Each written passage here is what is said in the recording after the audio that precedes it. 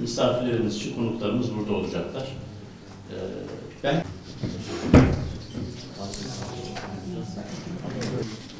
Celalettin abi. Buradayım abi. Hazır mısın? Bekleyin abi. Bir saniye. Bir de istatistikleri vermek istiyorum. Açıkçası söylediğim bir rakam ama orada kaybolan bir hayat, yok olan bir nesil, umutlar. Bir de işgal rejiminin 2025 yılında Kudüs sorusu olan varsa sorular alalım, değilse Değerli basın mensupları, hoş geldiniz. Her sene olduğu gibi bu sene de söylediğimiz bir cümle var. İsrail işgal devleti her sene zulmünü Kudüs'e, Mescid-i Aksa'ya biraz daha arttırıyor. Aslında son 2 sene ve özellikle 2025 yılında bu saldırılar, zulüm, insan hakları ihlalleri, Mescid-i Aksa yapılan zulüm geçtiğimiz yıllara göre çok daha fazla. İsrail bir önceki yıllarda yapmadığını bu sene yaptı. Dünyanın kamuoyu takibi Gazze saldırılarına izlerken İsrail istediği şekilde özellikle Kudüs'te ve Batı Şeria'da yaptı ve yapmaya hala devam ediyor. 2026 yılı İsrail işgal devleti biraz daha yoğun bir saldırıyla Kudüs'ün, Mescid-i Aksa'nın kimliğini, tarihini silmeye çalışıyor. Hem Kudüs'te ve özellikle Müslümanların zihninden ve kalbinden, yüreğinden Kudüs'ü, Mescid-i Aksa'yı tamamen silmeye çalışıyor. Bizi başka şeylerle uğraştırmaya çalışıyorlar. Bu sene raporu okuduğumuzda, raporu değerlendirdiğimizde bir önceki senelere göre rapor çok daha vahim, çok daha sıkıntılı ve çok daha acı verici rakamlar var içerisinde. Gazze'den, Batı Şeria'dan ve özellikle Kudüs'ten. Kudüs'te bu sene İsrail istediğini rahat bir şekilde yaptı, yapmaya çalıştı. Çünkü dünya kamuoyu Gazze ile meşguldü.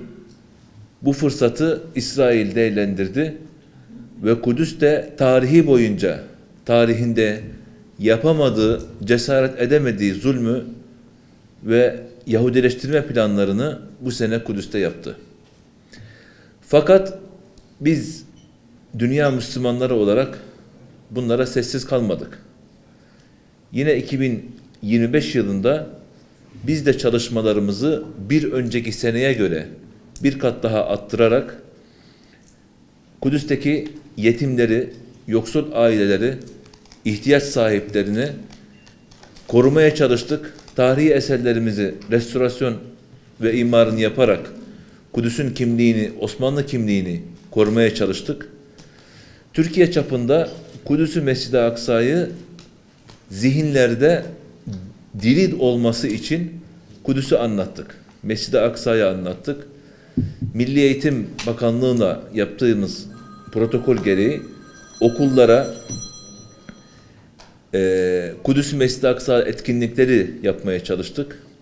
Bu yıl içerisinde Türkiye çapında hem okullarda hem evlerde hem salon programlarında yaklaşık 2000'e yakın etkinlik gerçekleştirmiş olduk. Bu etkinliklerde yaklaşık 120.000 kişiye, insanımıza Kudüs-ü Mescid-i Aksa'yı anlattık. Anlatmaya çalıştık. Zihinlere Kudüs'ü ve Mescid-i Aksa'yı yerleştirmeye çalıştık. 2026 yılı içerisinde inşallah bu rakamları 2'ye katlayacağız. السلام عليكم بسم الله والصلاة والسلام على رسول الله. أود أن أشكر حقيقة من يساهم ويدعم وصول صوت القدس وصرخة القدس إلى الناس. Öncelikle Kudüs'ün sesini duyurmaya çalışan herkese teşekkür ediyorum.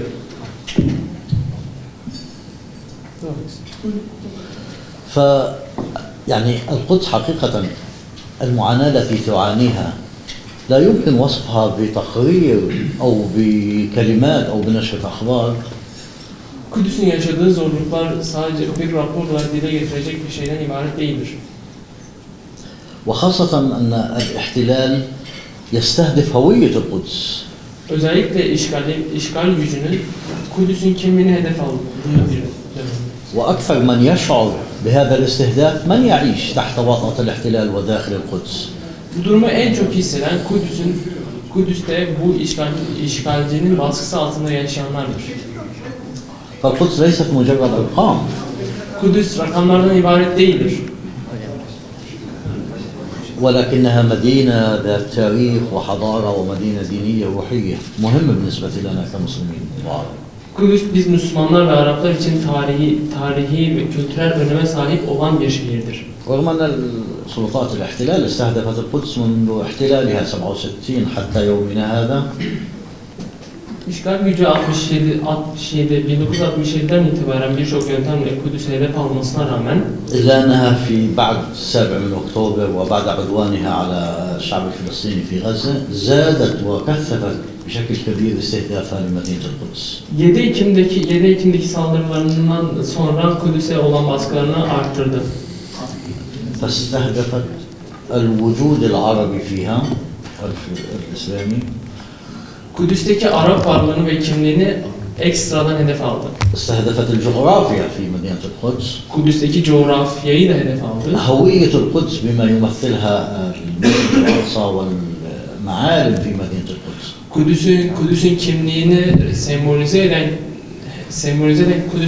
Kudüs'ün kimliğini sembolize eden yapıları da hedef aldı.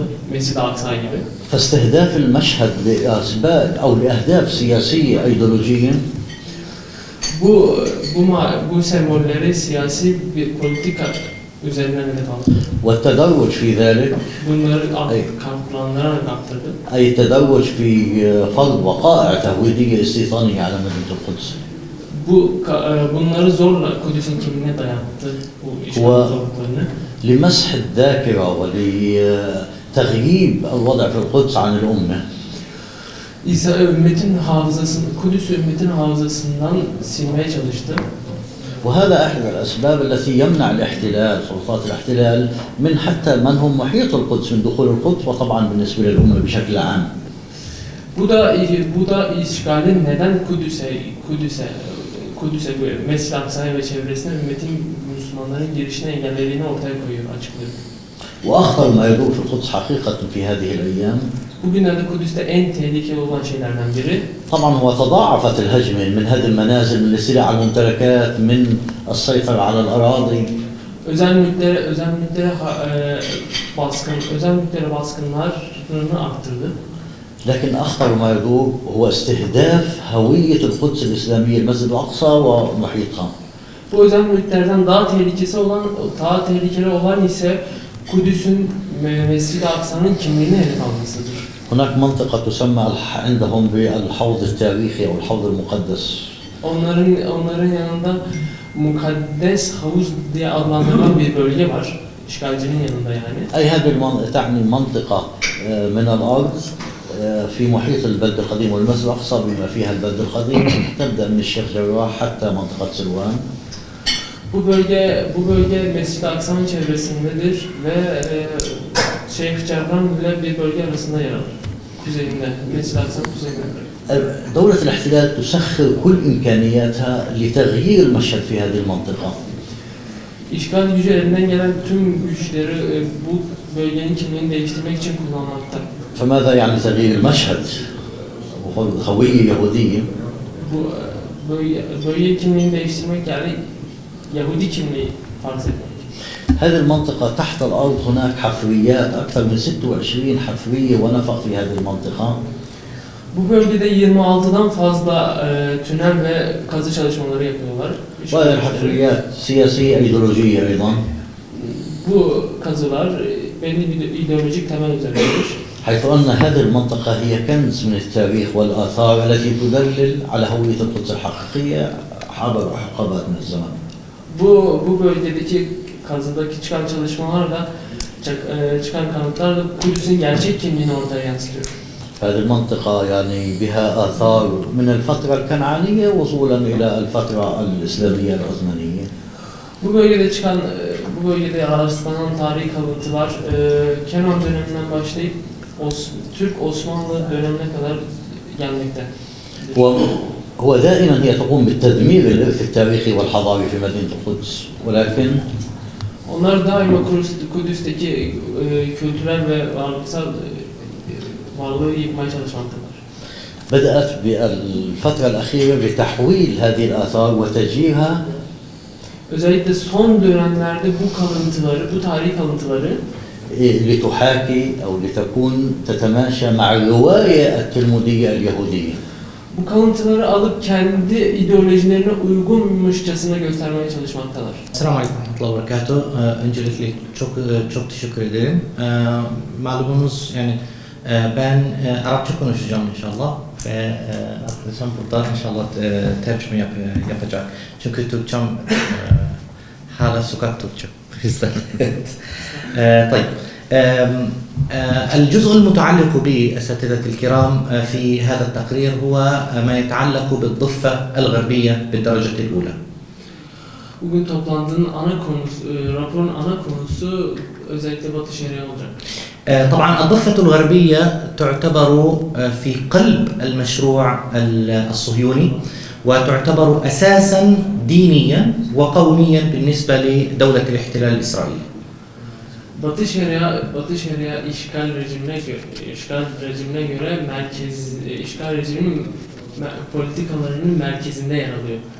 طبعا من الضروري أن نفهم أن الحكومة الإسرائيلية الحالية هي حكومة ذات طابع ديني وبالتالي فإن نظرتها إلى مدينة القدس عفوا إلى الضفة الغربية هي نظرة دينية بحتة. Anlamamız gereken en önemli konulardan biri işgal rejiminin dini bir politika üzerine kurulu olduğu ve Batı Şeria'daki politikaların neredeyse tamamı dini bir politika üzerine yürütmektedir. ولذلك فإن دولة الاحتلال الإسرائيلي تصر في هذه المرحلة على تثبيت واقع جديد عنوانه في الضفة الغربية عنوانه ضم الضفة الغربية بالكامل لدولة الاحتلال الإسرائيلي. İsrail işgal rejim devleti'nin esas yeni başlık altında politika gidiyor. Bu politikanın başlığı ise Batı Şeria'yı kendine katma politikası.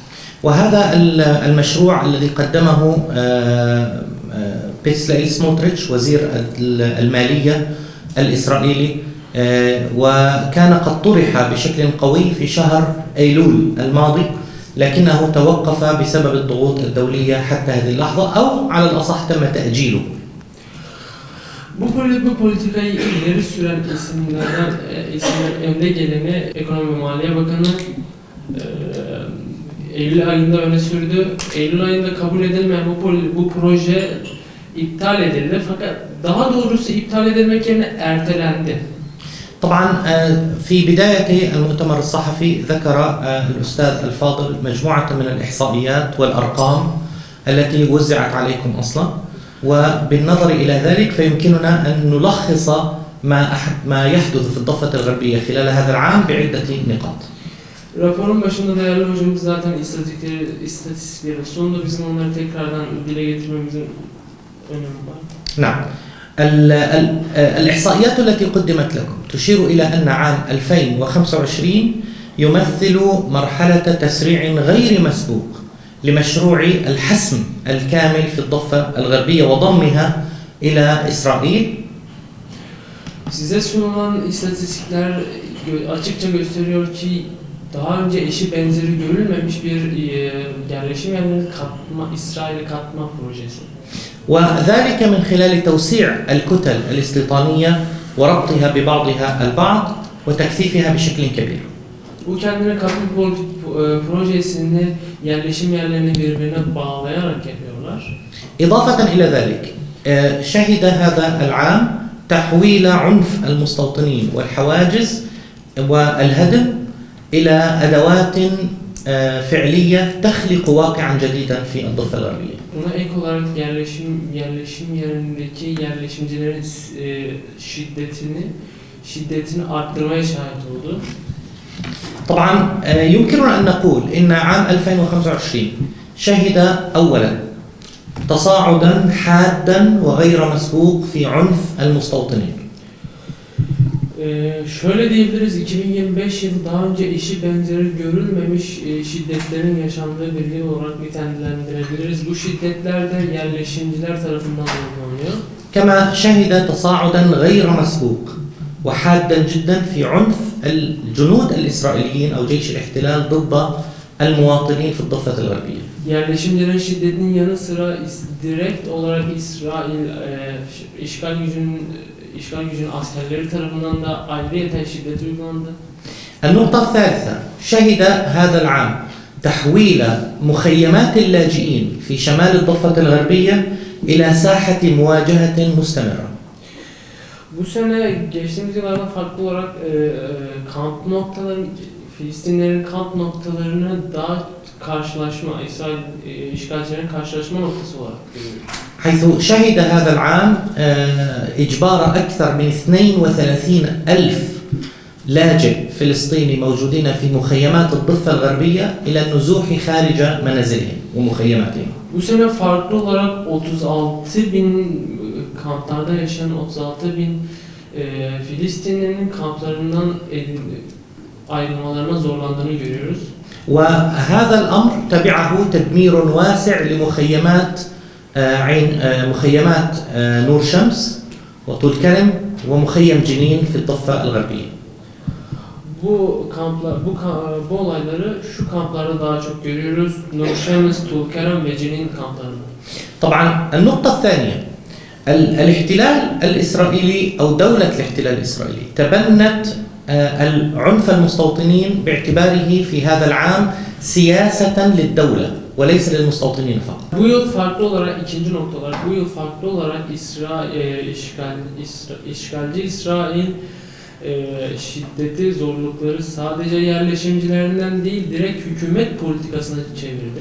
حيث شهد هذا العام أكثر من 1600 هجوم مسلح وأكثر من 1000 مصاب في الضفة الغربية. Bu yıl direkt olarak işgal güçlerinin askerlerinden 1600'den fazla saldırı ve 1000'den fazla yaralı. الآن هذا الأمر أيضا تبعه أو تمثل أيضا في خلع وتدمير أكثر من 6000 شجرة زيتون في الضفة الغربية. Bu olayla olmakla kalmadı, yani saldırı ve yaralamakla kalmadı. 600'den fazla zeytin ağacının tahrip edilmesiyle de devam etti. النقطة الرابعة هذا العام شهد استمرار عمليات أو سياسة الاعتقال الإداري بحق الفلسطينيين بشكل واسع. Bu yıl ekstradan, resmi olarak Filistinler hakkında resmi olarak tutuklamalar da oldu. الاعتقال الإداري ماذا يعني؟ الاعتقال الإداري ندرك يعني هذه أهم شغلة. الاعتقال الإداري هو حجز الإنسان لمدة 6 أشهر على الأقل قابلة للتجديد دون محاكمة. Siyasi tutuklama yani idari tutuklama ne demek? İdari tutuklama yani bir insanı 6 ay boyunca mahkemesiz tutuklama. يوجد الآن في سجون الاحتلال أكثر من 3300 معتقل إداري دون محاكمة. Şu an işgalci gücün hapishanelerinde 3300'den fazla mahkemesiz tutuklama devam ediyor. Mahkemesiz kişi tutuklanıyor. وهؤلاء الغالبية العظمى منهم طبعا من الضفة الغربية. Bu tutukluların çoğu Batı Şeria'dandır. وهذا يدل على أن المنظومة القانونية في إسرائيل هي جزء من منظومة القمع الإسرائيلي وليست رد فعل على أي عمليات. Bu da gösteriyor ki bu işgal rejiminin bu aslında bir tepki uygulaması yerine direkt hükümet politikası olduğunu gösteriyor bu tutuklamaların. النقطة الخامسة والأخيرة هي تسارع مشروع الاستيطان الإسرائيلي. Son noktada işgal politikaları yerleşim yerlerinin daha çok arttırıldı. وذلك من خلال عشرات الآلاف من الوحدات الاستيطانية التي تم إقرار بنائها في الضفة الغربية. Bu da Batı Şeria'da onlarca yerleşim yerinin kurmasından belli oluyor. بسم الله الرحمن الرحيم. شكرا لجمعية ميراث هنا على هذه الفرصة. Bu bana verdikleri bu fırsat için Mirasımız Derneği'ne teşekkür ediyorum. سأبني على ما قاله صديق العزيز دكتور عبد الله عمر. Değerli dostum Doktor Abdullah'ın dedikleri üzerine ekleyeceğim. سأركز على استهداف الإنسان في الضفة الغربية. Benim odaklanacağım nokta Batı Şeria'da insanların üzerine yaşananlar. خلال عام 2025 هناك استهداف واضح للإنسان الفلسطيني في الضفة. 2025 yılında orada açık ve net bir şekilde Filistin insanının hedef alındığı görülmekte. في محاولة إخراجه من منطقته ومناطق سكنه. Onu yaşam bölgesine ve yaşadığı topraklardan çıkarma çalışmalarında. نعم، المسار الثاني هو استهداف حرية التنقل للفلسطينيين في سياق عزل مناطق الضفة الغربية. İkinci eksenim şu olacak, belirtmek istediğim eksen şu, yerleşim bölgelerinin arasındaki ulaşımı kesme çabası işgal gücünün. في عام 2025 أغلقت أو قامت سلطات الاحتلال بأكثر من 10,000 إغلاق. 2025 yılında işgal rejimi 10.000'den fazla kapatma yaptı. المسار الثالث هو استهداف الاقتصاد الفلسطيني في الضفة. Üçüncü eksenim şu, belirtmek istediğim eksen şu, ekonomik hedef alma Batı Şeria'da. وحرمان نحو 190,000 عامل من العمل في 48 وفي القدس المحتلة. Cevat'taki Kudüs'ün 1900'den fazla işçinin işinden mahrum bırakılması. وهو فاق من نسب الفقر والمعاناة وغيرها. Bu fakirliğin ana nedenlerinden biri de bu aslında, insanların işinden kısıtlanması. أخيرا الاحتلال كما ذكر الدكتور عبد الله يحاول أن يحول مناطق الضفة إلى جزر معزولة منفصلة غير مترابطة. Son olarak da Doktor Abdullah'ın belirttiği gibi işgal gücü Batı Şeria'daki Filistinlerin yerleştiği yerleri sanki birer adacıkmışçasına birbirinden izole etmeye çalışıyor ve aralarındaki ulaşımı kesmeye çalışıyor. Bismillahirrahmanirrahim. Aslında elinizdeki metinlerde 200'den fazla başlık altında Gazze'deki o soykırımı ele almaya çalıştık. O yüzden şu anda kimsenin vaktini almak istemiyorum. Sadece 1 dakika içerisinde meramımızı anlatmaya çalışacağım. Aslında bu veriler bir rapordan ziyade bir utanç belgesi hepimiz için. Bütün bir insanlık için, bütün bir İslam alemi için ve hepimiz için, bütün vakıflar, dernekler, cemaatler açısından baktığımızda bir utanç belgesi. 3 yıldır hazırlamaya çalıştığımız bu rakamlar açık, belgeli bir imha savaşının hepimizin gözü önünde yapılması ve buna bütün dünyadaki insanlar olarak, Müslümanlar olarak hiçbir şekilde engel olamamamız anlamına geliyor. Bu savaş hepimizin gözü önünde oldu. Daha önce dünya tarihinde birçok savaş, birçok katliam, birçok soykırım oldu. 70.000 insan daha önce daha büyük kayıplar da verildi.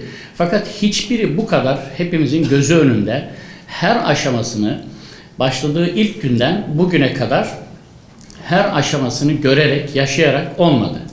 O yüzden dünyadaki en kritik ve en sorumluluk olarak hepimize yüklenen yükün fazla olduğu bir savaş bu.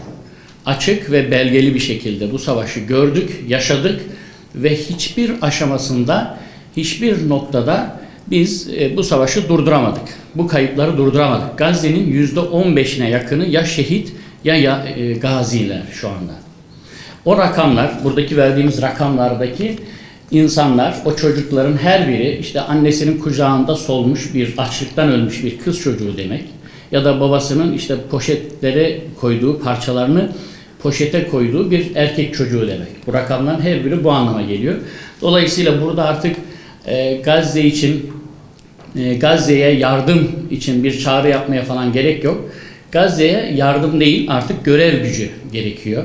Gazze için bir görev gücü, askeri güç gerekiyor. Bunun başka çözümünün olmadığı artık bu savaşın sonunda ortaya çıkmıştır. Zamanını bilmeyiz ama Türkiye başta olmak üzere bölgedeki bütün ülkelerin İsrail'i bu habis uru bu bölgeden attırmak için çok ciddi bir savaşa hazırlanması gerekmektedir diye düşünüyorum. Teşekkür ederim. İşgal rejiminin 2025 yılında Kudüs'te gerçekleştirmiş olduğu insan hakları ihlallerinden bahsetmek istiyorum. 17 Kudüslü Müslüman, işgal rejiminin işgal güçleri ya da işgalci fanatik Yahudilerin saldırılarında hayatını kaybetti. İşgal rejiminin elinde 51 adet şehit naaşı esir olarak tutuluyor. Bunlar çeşitli zamanlarında hayatını kaybetmiş Filistinli Müslümanlar.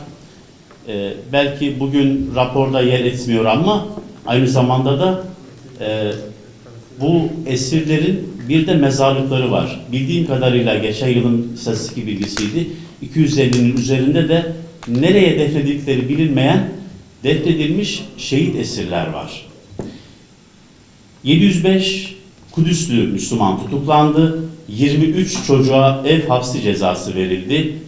51 kişi Kudüs'ten sürgün edildiler. Doğup büyüdükleri, eğitimlerini aldıkları, havasını soludukları şehirlerinden sürgün edildiler. Ve 651 Kudüslü Müslüman işgal rejiminin saldırıları ya da fanatik Yahudilerin saldırılarında yaralandı. 897 adet yeni kontrol noktası kuruldu. Böyle söyleyince çok basit gibi geliyor ama bu aynı zamanda Kudüs'lü Müslümanların hayatını daraltmak, sınırlandırmak, kısıtlamak için kurulan kontrol noktaları. Bir sokaktan bir sokağa geçişiniz, evinize ya da işinize giderken her noktada aranmanız saatlerce sürebiliyor. Bu da Kudüs'lü Müslümanların hayatlarını zorlaştırıyor. İmar kanununa muhalefet ettikleri iddiasıyla Kudüs'lü Müslümanlara 20 milyon 228 bin dolar para cezası kesildi. Yıl içerisinde özellikle Kadim Kudüs esnafını zor durumda bırakmak için çeşitli defalarda baskınlar düzenlendi. 232 kez mali denetim baskını yapıldı ve çok ağır para cezaları verildi. Bu sene esnafın ödediği para cezası 60 milyon 445 bin dolar. 302 dükkan ve atölye ekonomik baskılar sebebiyle kapatıldı. 221 ev ve iş yeri yıkıldı. 570 civarında Filistinli, Kudüslü Filistinli evsiz kaldı. 418 eve ise yıkım emri verildi. Bu arada Kudüs'teki evlerin, Müslümanların yaşadıkları evlerin yaklaşık %80'inin yıkım emri var. 874 adet ev baskını gerçekleştirildi ve Müslümanların sene içerisinde 29.800 dönüm arazisine el konuldu. Tabii bu el konulan araziler üzerine de dünyanın farklı noktalarından getirecekleri işgalci Yahudileri, fanatik Yahudileri yerleştirmek üzere 12.817 yeni kaçak konut imar izni verildi. Bu yıl özellikle işgal rejiminin Güvenlik Bakanı da biliyorsunuz defalarca bunu geçtiğimiz yıllarda yapmıştı. Zeytin hırsızlığı yapıldı. Müslümanların zeytinlikleri, hasat zamanı gelmiş zeytinlikleri fanatik Yahudiler tarafından basıldı ve 104 zeytinlikten bütün zeytinler çalındı. 214 zeytin ağacı ise kesildi ya da yakıldı. Tabi Yahudilerin Mescid-i Aksa baskınları, işgal rejiminin 7 Ekim süreciyle beraber işgalci fanatik Yahudilere tanınmış olduğu haklar ve onları biraz daha rahat hareket ediyor halde bırakması sebebiyle bu sene 71'in üzerinde fanatik Yahudi Mescid-i Aksa'yı bastı, talmud-i ayinler yaptılar, danslar yaptılar, taşkınlıklar çıkardılar.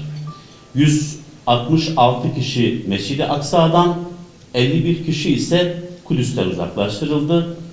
Eğitim ciddi anlamda zedeleniyor. Özellikle 7 Ekim süreci, kontrol noktaları, bu psikolojik baskı öğrencilerin okullarına ulaşmasını da zorlaştırırken diğer taraftan 12 özel okul Müslümanlara ait kapatıldı ve 14 öğretmen de meslekten men edildi. Artık öğretmenliklerini yapamayacaklar. Tabii hızlı bir şekilde Batı Şeria ve Gazze istatistiklerini de vermek istiyorum. Gazze'de son veriler bunlar. Tabii biz bu şehit sayısını verirken eminim Mustafa Bey de hastanelere gelen ve hastane kayıtlarına geçen şehit sayısından bahsediyoruz. Yoksa enkazların altında kaç kişi hayatını kaybetti, henüz bunun istatistiğini sağlayabilecek bir ortam Gazze'de yok. Belki ancak bir sulh ya da bir şekilde olaylar durulursa kim ne kadar kayıp verdi bunu ancak öğrenebileceğiz. Ama elimizdeki resmi rakamları paylaşmak istiyorum. 70.607 şehit oldu. Bunun 20.000'den fazlası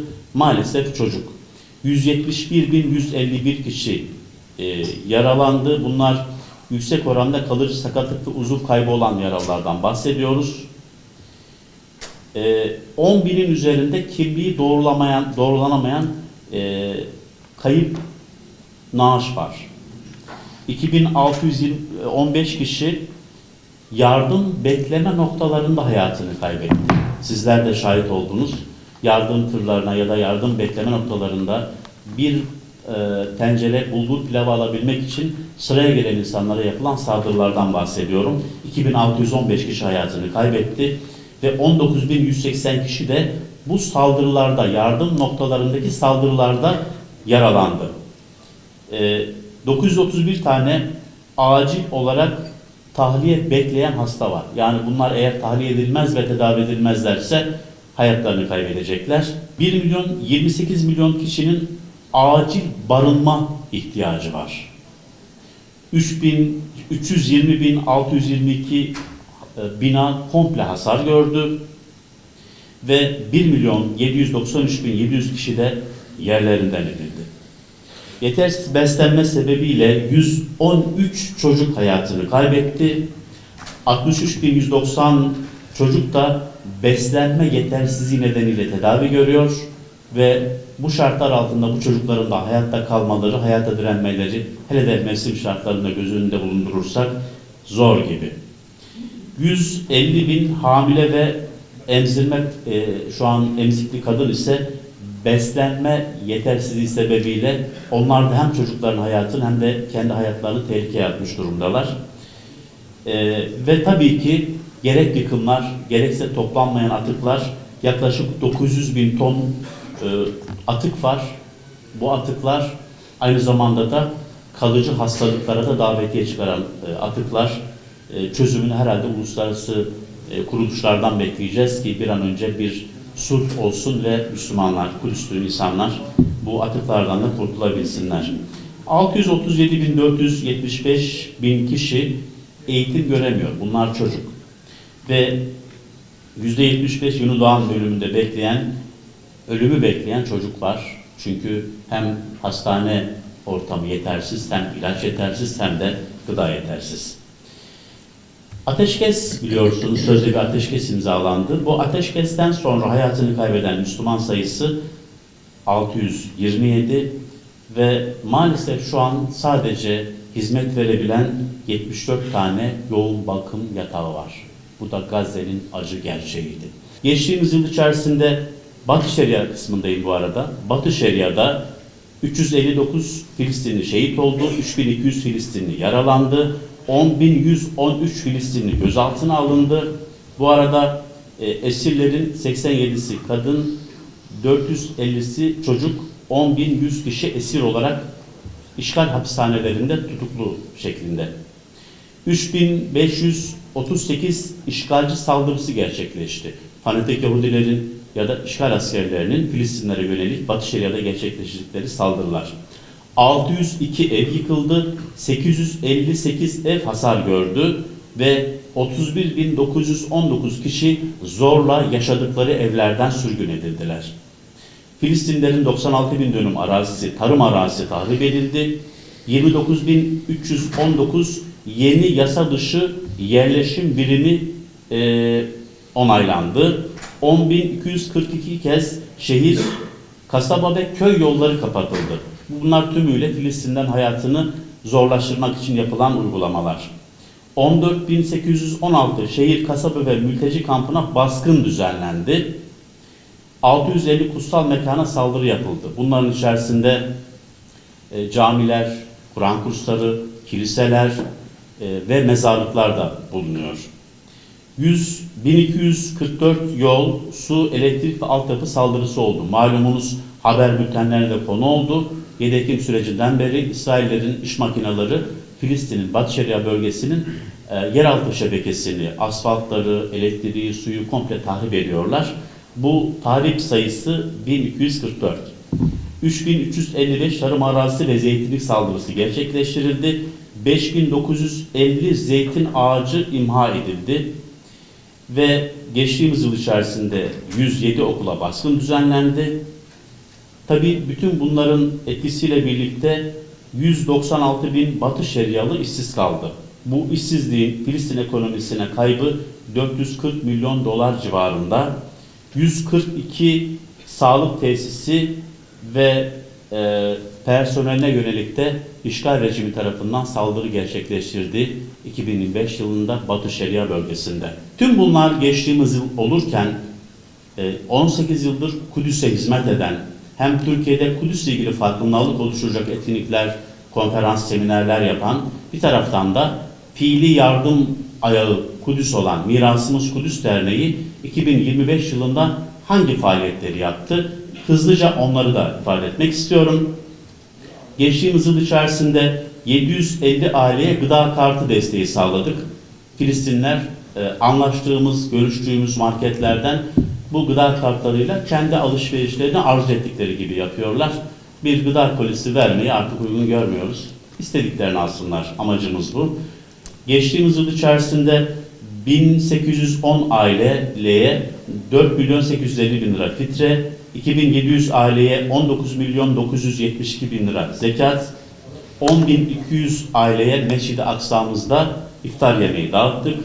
Kurban ve Ramazan bayramlarında, bunlar aynı zamanda çoğu yetim olan, bizim yetim statüsünde değerlendirildiğimiz çocuklar, 800 çocuğa bayramlık ve bayram harçlığı ikram ettik. 4740 aileye kurban hisse payı ulaştırdık ve eğitim öğretim sezonu başlangıcında 610 çocuğa da içerisinde kırtasiye malzemelerinin bulunduğu okul çantası dağıttık. Bir taraftan az önce dedim ya, işgal rejimi, işgalci fanatik Yahudilere tanıdığı serbestiyet sebebiyle fanatik Yahudiler zeytin ağaçlarını yakıyorlar, zeytinlikleri imha ediyorlar ya da talan ediyorlar. Diğer taraftan da Kudüs'e fidan, zeytin fidanı dikim faaliyetlerimiz bizim devam etti. Geçtiğimiz yıl içerisinde 1105 adet zeytin fidanı diktik. Yağmurlar başladı. Yeni dönem fidan dikimlerimiz de devam edecek inşallah. 310 yetim sene boyunca 21 milyon 890 bin TL'lik yardımla sübvanse edildi, desteklendi. Türkiye çapında yüzlerce hamimiz bu kardeşlerimize sahip çıkmaya devam ediyorlar. Maalesef hem Batı Şeria'dan gelen kısıtlamalar ve Gazze'deki hastalar gelemediği için sadece Kudüslülere hizmet veren Makasit Vakıf Hastanesi'ne geçtiğimiz yıl 6 milyon 255 bin liralık ayni ve nakdi yardım gerçekleştirdik. Ve 55 Batkal'da Zimen Defteri uygulamasıyla bir Osmanlı geleneği Filistinlilerin bakkalları olan borçlarını kapattık. Bu kampanyayı bu sene başlattık ve Anadolu insanı bu kampanyaya çok ciddi destek veriyor. Hem bir Osmanlı geleneğini, bir Osmanlı şehri Kudüs'te yaşatmak, hem de veren elle alan elin görmediği, o defteri kimin kapattığının bilinmediği 52 noktada biz bu defterleri kapattık. Ve 150 aileye de çeşitli zamanlarda sadaka yardımı yapıldı. Kudüs'te yetim lisesi var, yetim okulu var. Burası aynı zamanda meslek lisesi. Osmanlı bakiyesi Hürrem Sultan'ın da orada vakfiyesi olan tekke içerisinde bu okul ve biz bu okulun bu senede restorasyonunu gerçekleştirdik. Toplamda 72 milyon 178 bin liralık bir nakdi yardımımız oldu Kudüs bölgesine. İsteyen misafirlerimiz için konuklarımız burada olacak.